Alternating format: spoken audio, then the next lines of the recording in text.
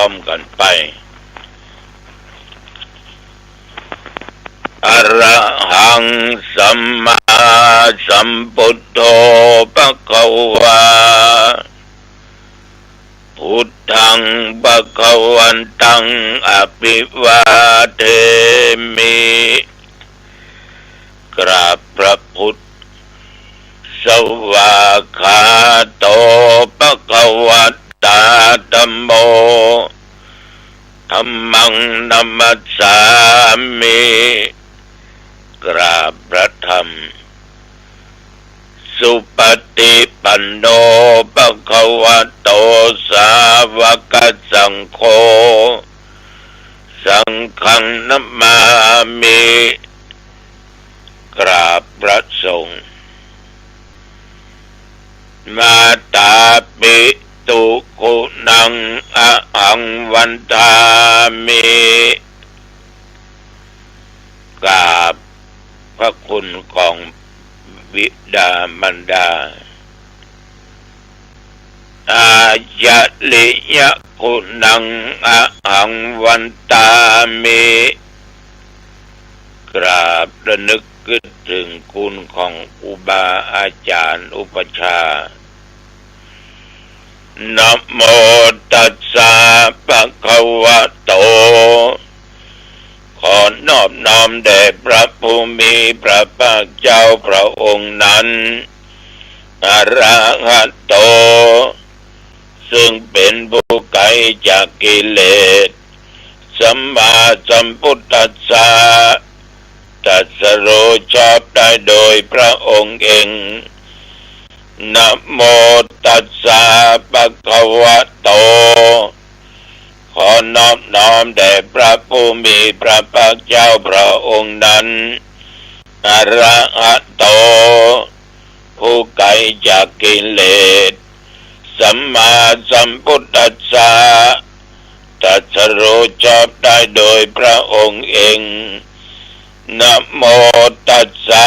ภะคะวะโตขอนอบน้อมแด่พระผู้มีพระภาคเจ้าพระองค์นั้นอะระหะโตผู้ไกลจากกิเลสสัมมาสัมพุทธัสสะตรัสรู้ชอบได้โดยพระองค์เองพุทธังสรณังคัจฉามิธัมมังสรณังคัจฉามิ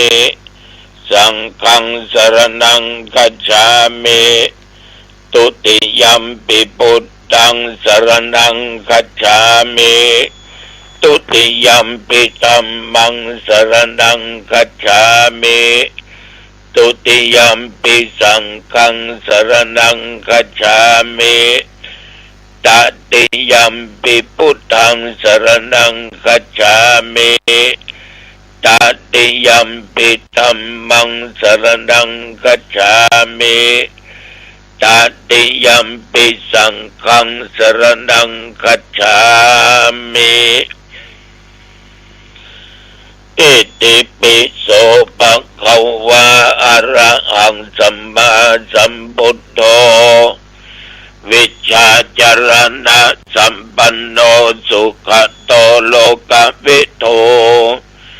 อนุตตโรปุริสธรรมสารถิสัทธาเทวมนุษย์สานังพุทโธภควาติยันตุนิมิตตังอวมังคลัญจาโยจามนาโปสกุณัสสะโตปะปะกังโอโตโสปินังอากันตังพุทธานุภาเวนะบินาสเมนตุสวากขาโตภควตาธัมโมสันติติโกอากาลิโกเอหิปัสสิโกโอปนายิโกปัจจตังเวทิตาโพวินยูอิติ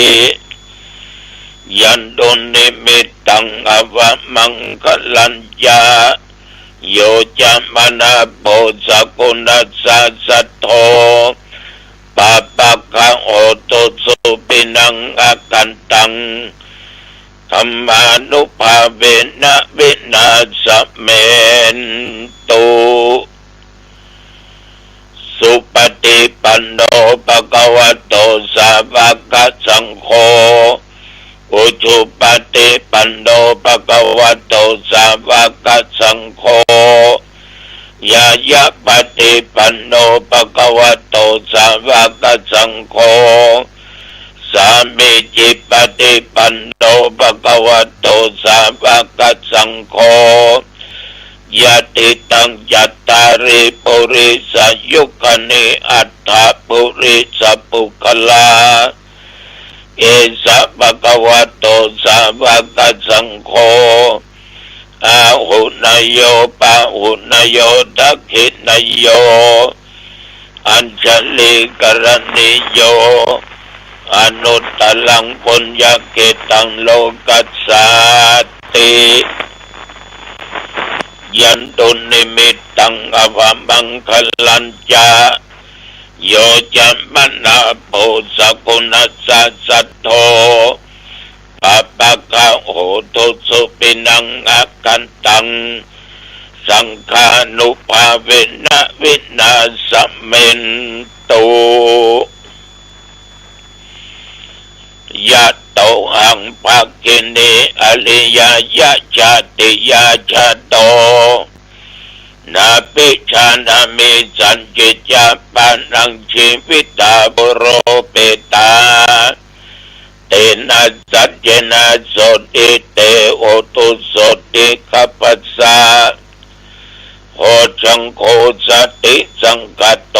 ธัมมนังวิจโยตถาวิริยัมปิติปัสสติโพชังคาจัตถาปะเรสมาตุเปกะโพชังคาสัตเตเตสัพพทักษินามุนินาสัมมตะขัตตาปวิตาปะอุลิกัตตาสังวัตตันติอภิญญายะนิพพานายะจะโพธิยาเยเตนะสัจจวัจเจนะโสติเตโอตุสัพพทาเอกัสสมิงสมัยเยนะโตโมคคัลลานันจกัสสปังคิลันเนตุกิเตติสวาโพชังเกสัตตะเทสญิเตจะตังอภินันติตวาโรกามุจจิงสุตังคะเนเอเตนะสัจจวัจเจนะโสติเตโอตุสัพพทาเอกตาธัมวราชาปิเคลันเยนะปิปิริโตจุนดาเตเรนะตัญเยวะพนาเปตวานัสสะทลังสัมโมดิตวาจะอาปดาตัมหาพุทธาติสนะโสเอเตนะสัจจวัจเจนะโสติเตโอตุสัพพทาปะอินาเตจะอาปตาเตนะนัมปิมะเอสินังมัคคะอัตตกิเลสาวะปัตตันุปติตัมมตังเอเตนะสัจจวัจเจนะโสติเตโอตุสัพพทาสักกัตตัวพุทธรัตนังโอสัตถังอุตตมังวรังยิตังเทวมนุสสานังพุทธเตเจนะโสตินานัสสันตุปตวาสัพเพทุกขาวุปัสสมินตุเตสักกัตตัวธรรมรัตนังโอสัตถังอุตตมังวรังปริลาอุปสมันนังธรรมเตเชนะโสตินานัสสันตุปตวาสัพเพพยาวุปัสสมินตุเตสักกัตตัวสังฆรัตนังโอสัตถังอุตตมังวรังอาอุนยังปะอุนยังสังฆเตเชนะโสตินานัสสันตุปตวาสัพเพโรกาวุปัสสมินตุเต นัตถิเมสรณังอัญญังพุทโธเมสรณังวัลลังเอเตนะสัจจวเชนะโอตุเตชยมังคลังนัตถิเมสรณังอัญญังธัมโมเมสรณังวัลลังเอเตนะสัจจวเชนะโอตุเตชยมังคลังนัตถิเมสรณังอัญญังสังโฆเมสรณังวัลลังเอเตนะสัจจวเชนะโอตุเตชยมังคลังอัตติอุณัสสะวิจัยโยธัมโมโลเกอนุตตโรสัพพสัตตะอิตัตถยะตังตวงกันหะอิเตวะเตปริวัชเชละจัตตันเตอมนุเสกิปาวะเกพยัคเขนะเกวิเสปุเตอกัลละมรเนนวาสัพพัสสมมาปรณมุตโตทัพเพตัวกาลมริตังตัดสีวะอนุภาเวนะโอตุเทโวสุขีสทาสุตาสีลังสมาตยะธัมมังสุจริตังจเรตัดสีวะอนุภาเวนะโอตุเทโวสุขีสทาลิขิตังจินติตังบูชังคารนังวัจนังกรุงปเรสังเทสนังสุตวะตัสสะอายุปวัตติติเมตัญญาสัพพโลกัสสัมมิงมานาสัมภาวะเยอปัลลิมานังอุตังอัตโตจติลิยัญจาอสัมปัตตังอเวลังอสัมปัตตังติตัญจลังเดสินโนวาสยานโนวายาวาตัสสะวิกัตตะวิโตเอตังสัตติงอติตยะพระมะเมตังวิหารังอิตัมมะโอติตินจาอนุปัสสัมมาสิเสลาวาตัสสะเนนะสัมปันโนกามเวสุวินัยยะเกตังนะอิจฉาโตภะภะสยังปุณณเรติติอวัตตุสัพพะมังคลังรักขันตุสัพพะเทวตาสัพพะพุทธานุภาเวนะสัทธาโสติภวันตุเตอวัตตุสัพพะมังคลังรักขันตุสัพพะเทวตาสัพพะธัมมานุภาเวนะสัทธาโสติภวันตุเตภวัตตุสัพพะมังคลังรักขันตุสัพพะเทวตาสัพพะสังฆานุภาเวนะสัทธาโสติภวันตุเต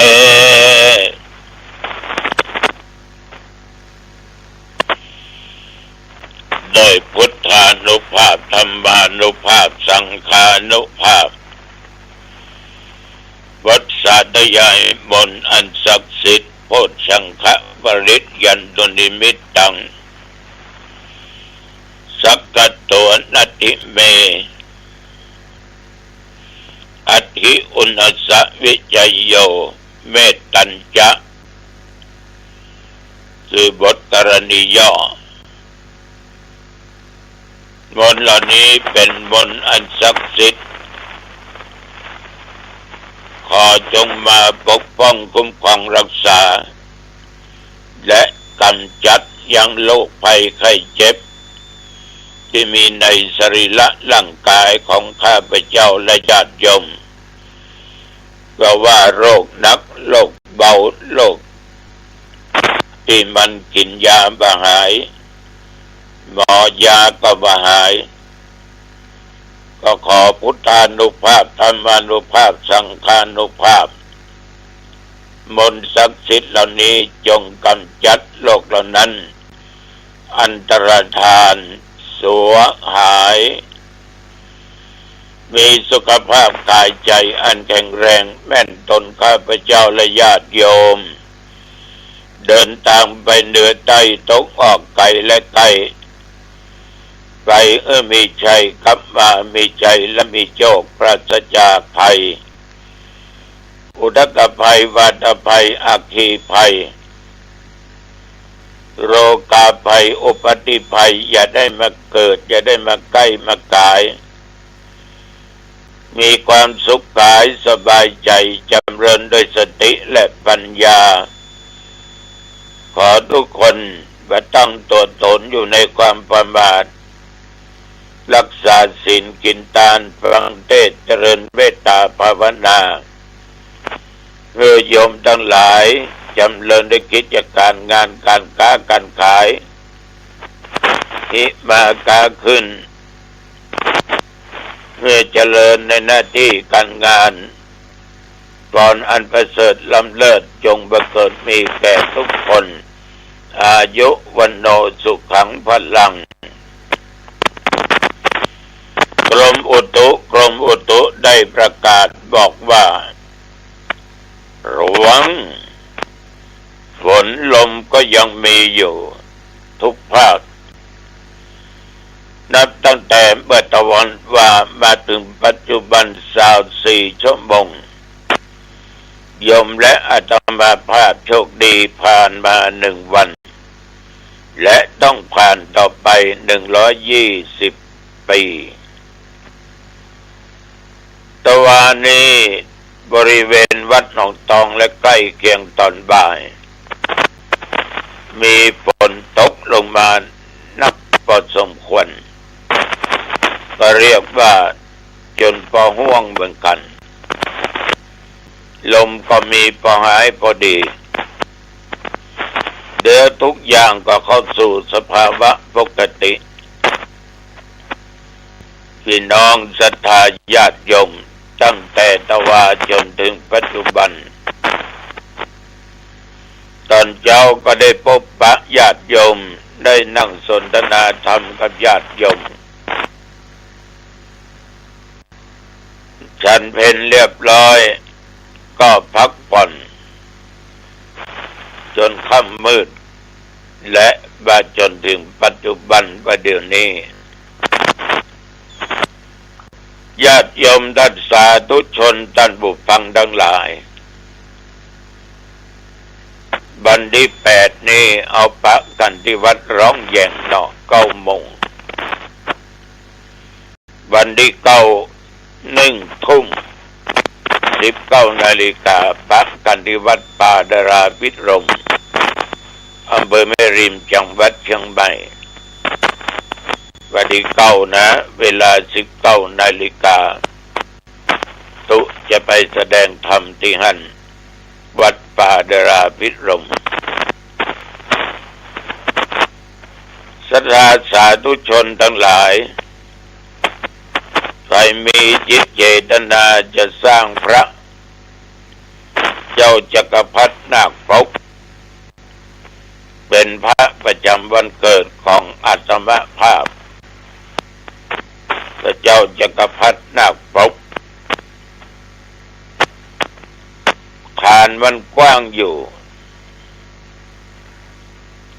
16 นิ้วรวมฐานของนาคเจ้าภาพเก่าได้แก่คุณแม่ฟองจันทร์สุกิจสุขสวัสดิ์ครอบครัวลูกเต้าและญาติธรรมทุกท่านทุกคนเป็นเจ้าภาพเป็นเก่าเป็นกันคุณแม่ฟองจันทร์ไม่เจตนาสร้างพระเจ้าจักรพรรดิมาหลายองค์แล้วทั้งเงิน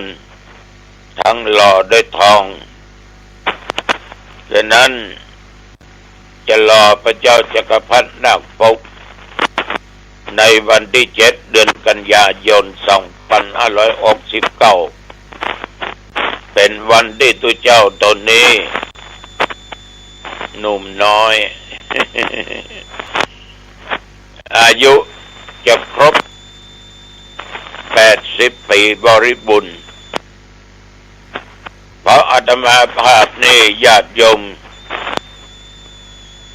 ออกจากท้องแม่มายามตกฟากก็ก่อนตอนนั่นเองก่อนจะฉันเพลก่อนจะกินข้าวตอนฉะนั้นจึงรอพระเวลาก่อนเพลก่อนตอนในงานนี้ญาติโยมมีวันที่6ทำทักษิณานุปทานอุทิศบุญกุศลให้แก่บรรพบุรุษผู้มีพระคุณเช่นว่าอดีตเจ้าอาวาสอดีตเจ้าอาวาสที่เป็นสร้างวัดมาเนาะหลายตนหลายองค์แต่เป็นเจ้าอาวาสบางตนบางองค์ก็ได้บำเพ็ญก็มรณภาพหรือลาสิกขาบทออกไปก็ไปเสียชีวิตอาตมานี่เป็นเจ้าอาวาสดูเหมือนอันดับเก่าเหมือนเหลือเพิ่นที่สุดอยู่ได้มาจนอายุ80 ปีเราจะตามไปหาบรรพบุรุษอุบาสกบาสิกาญาติโยมที่เพิ่นเคยสร้างวัดสร้างว่ามาสร้างกุฏิวิหารสร้างโบสถ์ศาลากำแพงพระธาตุเจดีย์สร้างอาคารสร้างนั้นสร้างนี้ทุกสารทิศญาติโยมที่มีจิตเป็นกุศลได้ล้มหายตายจากไปก็แผ่พายายบุญแก่ท่านเหล่านั้นไปสู่สุคติชีวิตคนเฮาก็เป็นเช่นนี้โยมเรามีความตายเป็นธรรมดาก็สามารถล่วงพ้นความตายไปได้มรณะอโมมวิอนาติโตมีความตายเป็นธรรมดาก็สามารถล่วงพ้นความตายไปได้โยมที่อุปการะอุปถากอาตมาภาพตั้งแต่ปี06มาที่วัดหนองตองนั้นจากอาตมาไปประมาณ600 กว่าท่าน600 กว่าคนแต่ญาติโยมที่มาทำบุญกับอาตมาภาพจากไปอีกกี่ร้อยกี่พันคนที่ฟังธรรมะอีกกี่พันคนฉะนั้นขอตั้งจิตอธิษฐานแผ่พายบุญเหล่านี้บุญอันเกิดจากการเผยแผ่ธรรมบุญอันเกิดจากการที่กระทำอายุวัฒนะมงคลบุญหนึ่งส่วนหนึ่งอุทิศให้แก่ท่านเหล่านั้นฉะนั้นวันที่6ทำทักษิณานุปทานวันที่7นั้นญาติโยมเป็นวันที่ตุเจ้าเกิดวันเสาร์แต่ว่าบัดตรงวันที่7ตรงกับวันจันทร์จะเริ่มพิธีในการนิมนต์ตุเจ้า12 ตนสวดมาดิกาบังสุขุนทำตัวตนเหมือนกับตายบังสกุลเป็นสวดกำเนิดเกิดใหม่อาบน้ำเปลี่ยนผ้าเปลี่ยนยังเปลี่ยนชื่อเรียบร้อยแล้วก็พระสงฆ์ทั้งนั้นเจริญพุทธมนต์สืบชะตาเพื่อเป็นมังคละเป็นมงคลคงชะตานั้นโยมจะสังเกตว่าถ้าเป็นตุเจ้าที่วัดจะมี4 เสานั้นมีความหมายอยู่ว่าเสาหนึ่งภิกษุเสาที่2นั้นภิกษุณีเสาที่3อุบาสกยมปัจจัย เสาได้สี่บาสิกายมผู้หญิงเอาพุทธบริษัทสี่นี้ถ้าเราทั้งหลายนั้นสามัคคีกันรักกันช่วยกันเผยแผ่ธรรมบำรุงพุทธศาสนาเหมือนเสาสี่ต้นเอาทั้งปลายเสามาสุ่มกันมัดไว้อย่างแน่นยันไว้อย่างดีมันก็ล้มได้ยากถ้าเป็นคนบ้านสามเสาพ่อแม่ลูกเต้าล้มได้ยากแต่สองเสาจะต้องฝังเสาเดียวจะต้องฝังสามกับสี่มันต้องฝังยันกันมันถึงแน่นนอกนั้นก็มีอุปกรณ์ต่างๆสิ่งต่างๆล้วนแต่มีความหมายฉะนั้นการนิมนต์พระสงฆ์มาเจริญพุทธมนต์สืบชะตามันก็เป็นปริศนาปัญหาธรรมว่าต้นกล้วยเป็นเครือหมักเป้าแหลบปูแหลบบูยาหรือว่าเป็นขัวเป็นใบกำมีจ่อมียังล้วนแต่มีความหมายของมันทั้งนั้นฉะนั้นญาติโยมสืบชะตาเสร็จเรียบร้อยแล้วถวายวัตถุปัจจัยทายธรรมก็จะหล่อพุทธรูปพระเจ้าจักรพรรดินาคปกโดยคุณแม่ฟองจันทร์สุกิจสุขสวัสดิ์เป็นเจ้าภาพญาติโยมไผจะร่วมก็ได้เอาไปเป็นที่ไว้ติสาพระพุทธรูปจะปางใดท่าทางใดชื่อใดองค์ใหญ่องค์น้อยเอาเป็นชาวพุทธพระที่ไหนกราบไหว้บูชาทั้งนั้นเลี้ยงพระสงฆ์องค์เด่นเลี้ยงเป็นพระตลอดเลี้ยงเข้าป่างานพี่น้องชาวบ้านก็จะเสร็จพิธีนั่นเป็นการทำบุญเมื่อมีอายุอยู่ถ้าตายไปหมดลมหายใจนั่นอีกเรื่องหนึ่งเอามีชีวิตเอาทำไว้ดีกว่าตายแล้วมาทำเอาทำไว้เมื่อมีชีวิตเอาหูเอาอ่านเพราะเอาได้คิดเอาได้กระทำตายไปแล้วมันก็อีกอย่างหนึ่งบุญของเขาที่สร้างมันเป็นบุญเดิมบุญตั้งที่เขาทำเพื่อเขามันเป็นบุญต่อบุญเติมเขาตั้งบุญไว้สร้างไว้มันเดิมมีบุญเพราะบุญตั้งบุญเดิมเนี่ยมันจะนำเอาไปสู่ทางที่ดีนี่ฝากไว้กับญาติกับโยมเอาละวันนี้จาเป็นมาเป็นเวลาพอดีอายุวันโนสุขังพลังพบกันใหม่โอกาสหน้าเจริญพรปกป้องเราธรรมะก็คือความอดทนปกป้องเราธรรมะคือวิริยะภาคเพียรปกป้องเราหมดปัญญาเป็นผู้ปกป้องเราหมดไม่มีใครปกป้องเราได้มีแต่ธรรม